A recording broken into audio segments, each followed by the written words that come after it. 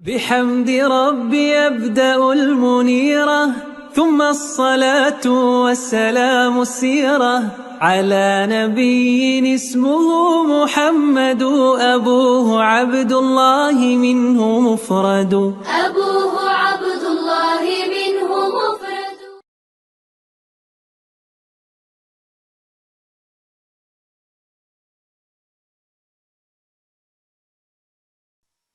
അസ്സലാമു അലൈക്കും വറഹ്മത്തുള്ളാഹി. ബിസ്മില്ലാഹിർ റഹ്മാനിർ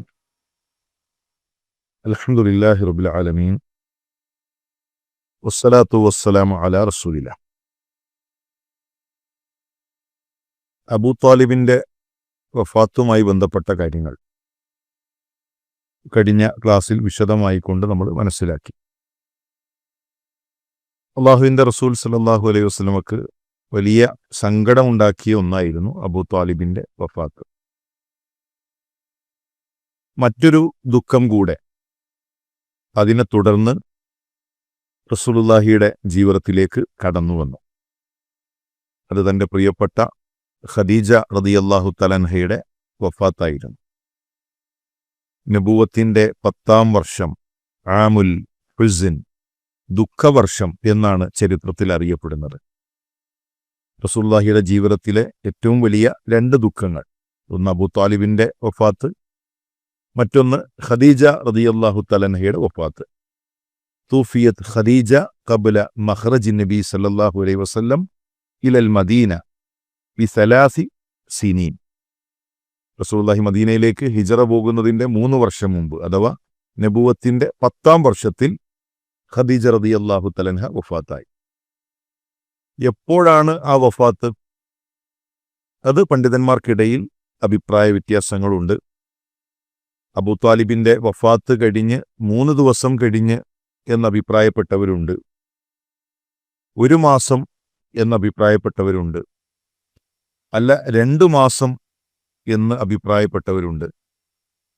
ഏതായിരുന്നാലും ഇസ്രാ മിഅ്റാജിന്റെ മുമ്പായിട്ടാണ് ആ മരണം.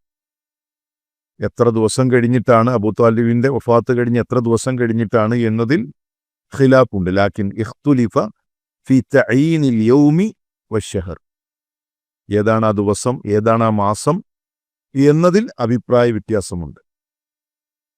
ഇത് നമ്മളൊന്ന് ആലോചിക്കേണ്ട ഒരു വിഷയമാണ്. എന്തുകൊണ്ടാണ് അങ്ങനെ ഒരു അഭിപ്രായ വ്യത്യാസം? അഭിപ്രായ വ്യത്യാസത്തിന്റെ കാരണം, ഇസ്ലാമിക ശരീഅത്തിൽ മരിച്ച ആണ്ടിന് നിർവഹിക്കാൻ പ്രത്യേകിച്ചൊരു അമലില്ല.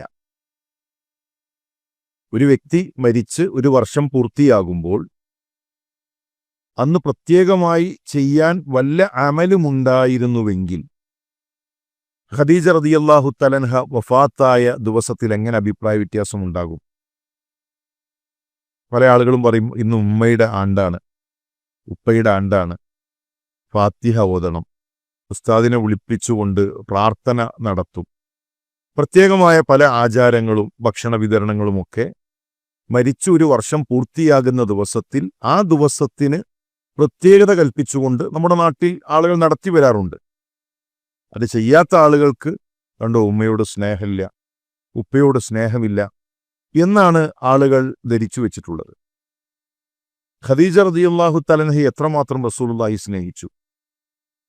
അവർ മരണപ്പെട്ട ആ വർഷം, അത് ഓരോ കൊല്ലത്തിലും കടന്നു വരുന്ന ദിവസത്തിൽ, ആ ആണ്ടിൽ എന്തെങ്കിലും അള്ളാഹുവിൻ്റെ റസൂൽ സല്ലല്ലാഹു അലൈഹി വസല്ലം നിർവഹിച്ചു എങ്കിൽ സ്വഹാബത്ത് അത് നിരീക്ഷിക്കുമായിരുന്നു, അത് സ്വഹാബത്ത് നമുക്ക് കൈമാറിത്തരുമായിരുന്നു.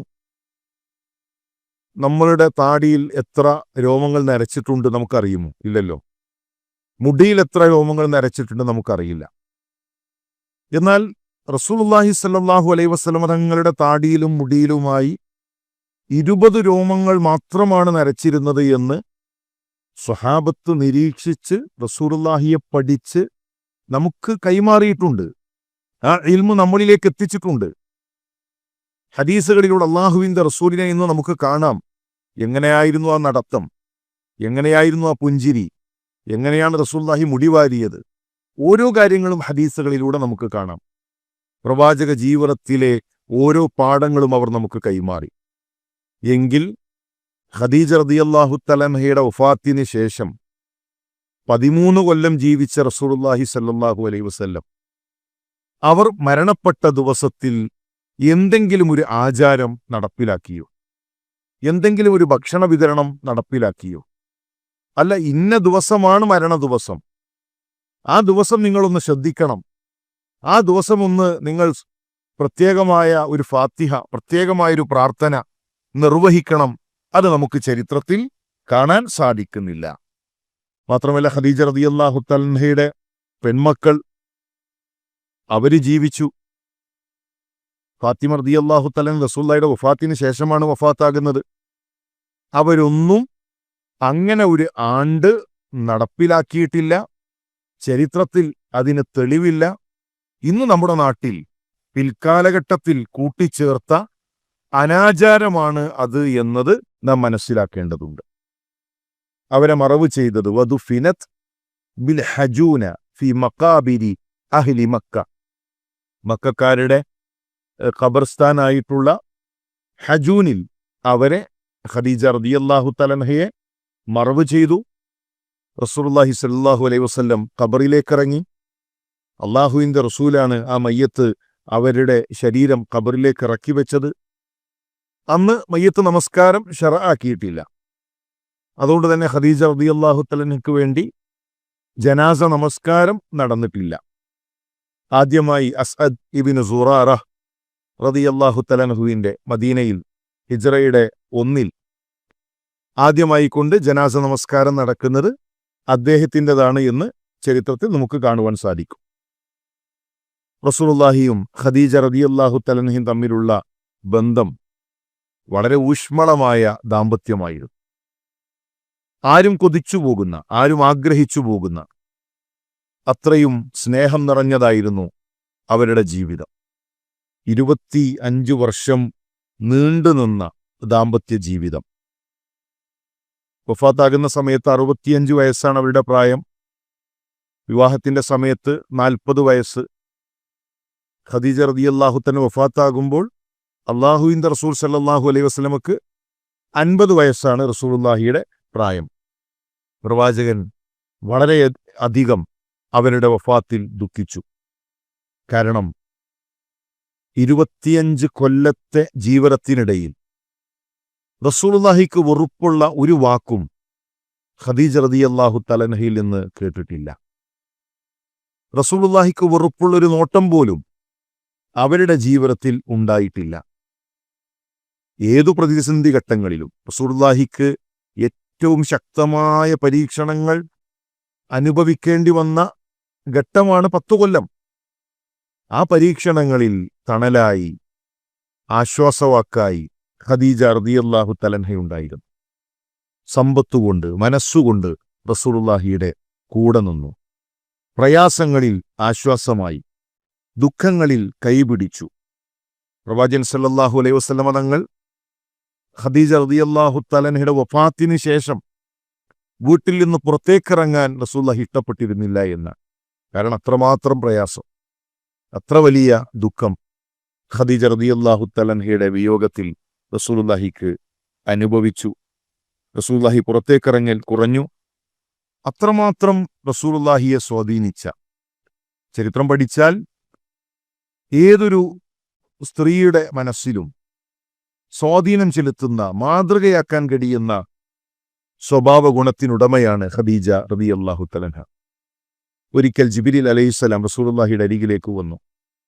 എന്നിട്ട് ജിബ്രീൽ അള്ളാഹുവിൻ്റെ റസൂലിനോട് പറഞ്ഞു, ഫഖ്റ അലൈഹസ്സലാം മിൻ റബ്ബിഹാ വ മിന്നി. മുഹമ്മദ്, ഖദീജയോട് അള്ളാഹുവിൻ്റെ സലാം അറിയിക്കുക, എന്റെ സലാമും അറിയിക്കുക. അള്ളാഹു സലാം അറിയിച്ച, ജിബ്രീൽ സലാം അറിയിച്ച മഹദിയാണ് ഖദീജ റളിയല്ലാഹു തആല. വബശ്ശിർഹാ ബിബൈത്തിൻ ഫിൽ ജന്ന മിൻ ഖസബ് ലാ സുഖബ ഫീ വലാ നസബ്. സ്വർഗത്തിൽ ഒരു ഭവനമുണ്ട് എന്ന്, സ്വർഗത്തിൽ ഒരു കൊട്ടാരമുണ്ട് എന്ന് ഖദീജ റളിയല്ലാഹു തആലയോട് അള്ളാഹുവിൻ്റെ റസൂലെ അങ്ങ് സന്തോഷ വാർത്ത അറിയിക്കുക. അവിടെ ക്ഷീണമില്ല, അവിടെ പ്രയാസങ്ങളില്ല. അപ്പോൾ സ്വർഗമുണ്ട് എന്ന് ജിബിരിൽ അറിയിച്ച, അള്ളാഹു സലാം അറിയിച്ച മഹദി.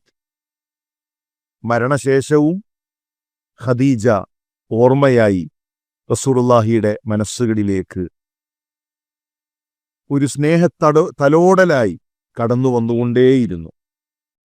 റസൂലുള്ളാഹി സ്വല്ലല്ലാഹു അലൈഹി വസല്ലം പറഞ്ഞു, ഖൈറു നിസാഇഹാ മറിയം വ ഖൈറു നിസാഇഹാ ഖദീജ.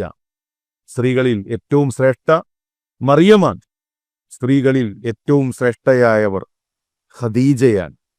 ഈ കാലഘട്ടത്തിലെ ഏറ്റവും മഹത്വമുള്ള മഹദി, ഏറ്റവും ശ്രേഷ്ഠതയുള്ള വ്യക്തിത്വം അത് ഖദീജ റളിയല്ലാഹു തആലയാണ്.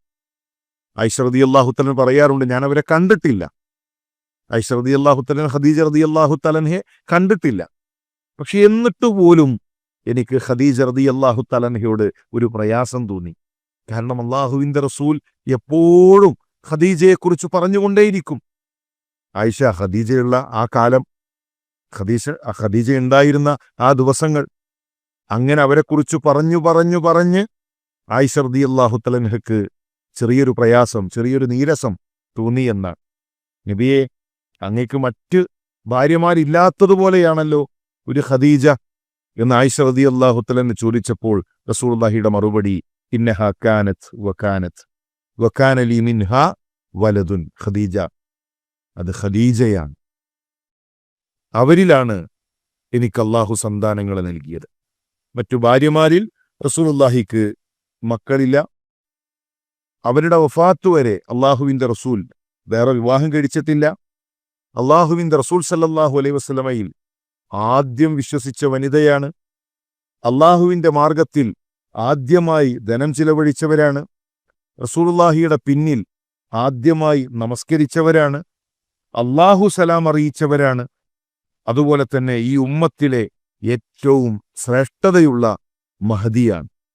അവരുടെ വിയോഗം റസൂലുള്ളാഹിയെ പ്രയാസപ്പെടുത്തി. ഇൻഷാ അല്ലാഹ് തുടർന്നു വരുന്ന ക്ലാസ്സുകളിൽ ചരിത്രത്തിൻ്റെ മറ്റു ഭാഗങ്ങൾ നമുക്ക് മനസ്സിലാക്കാം. അള്ളാഹു സഹായിക്കട്ടെ. അസ്സലാമു അലൈക്കും വറഹ്മത്തുള്ളാഹി വബറകാതുഹു.